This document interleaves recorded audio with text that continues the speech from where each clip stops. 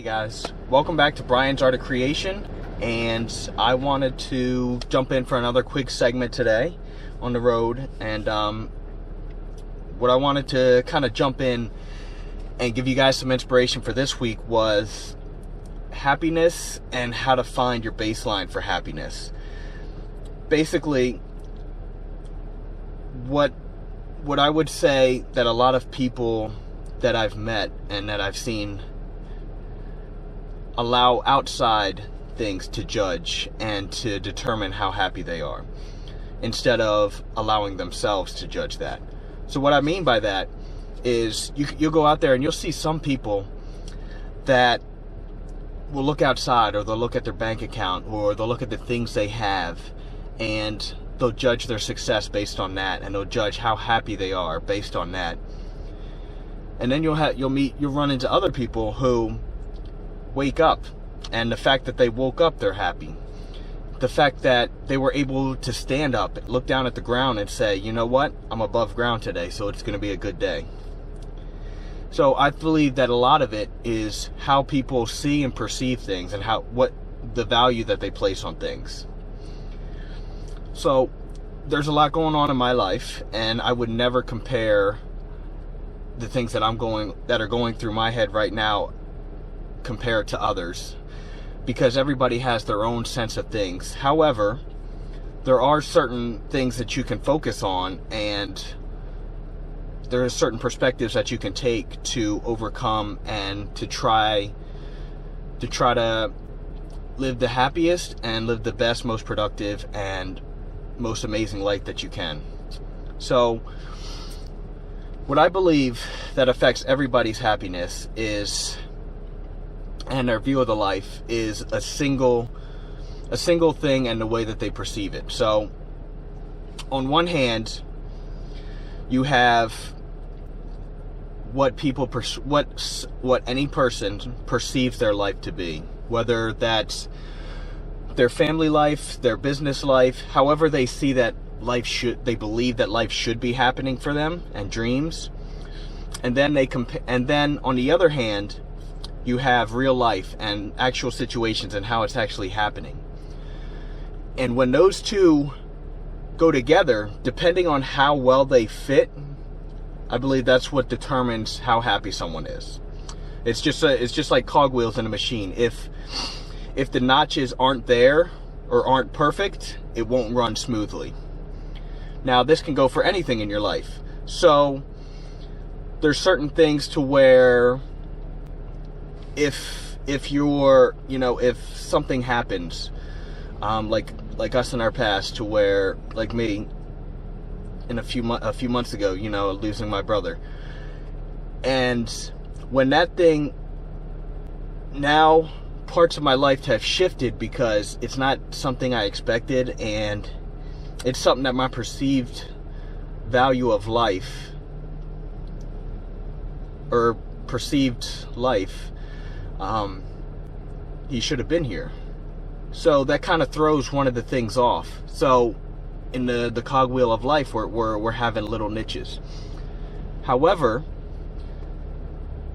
looking at the perspective and the way that he lived, and I know that he wouldn't have wanted it to break me up, I have to find ways to where I'm going to make it work and make my life still have meaning, and still move on and go after all the things that I wanted to go after.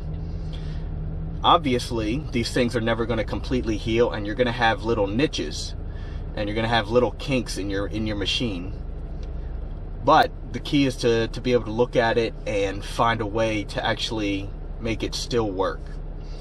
Other things that happen is, you might be having a big dream business or career, and you're not quite there yet.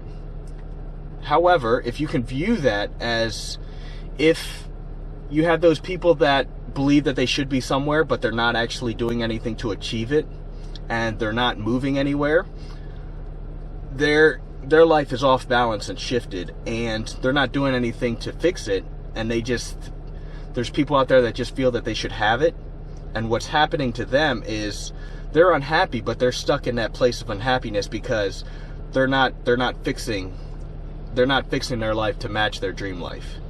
And then you got other people that are in the same place to where they're not together, but they have a plan and they have a dream and they have the drive, as well as the patience to know this is just a segment of my life and I'm working to make these areas line up.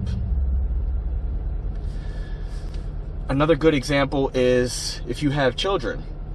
A lot of people, their perspective of what a family should be is, you know, their child just loving them unconditionally, coming up and giving them a hug and just saying I love you and things like that. And that's why when that happens, you just melt inside and you just feel so good. However, you know, on those days to where your kid is just angry or is misbehaving and you know, just not showing you the same love and respect, that's why it messes you up inside. However, if you can perceive that as those people that perceive that as, you know, kids are being kids, they have a lot better way of dealing with that.